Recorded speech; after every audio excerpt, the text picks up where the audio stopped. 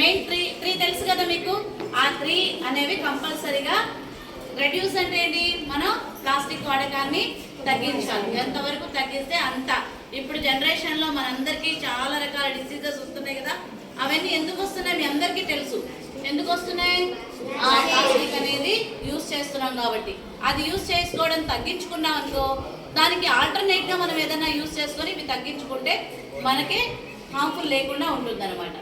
Next ఏంటి? Recycling తెలుసు కదా మూమెంట్.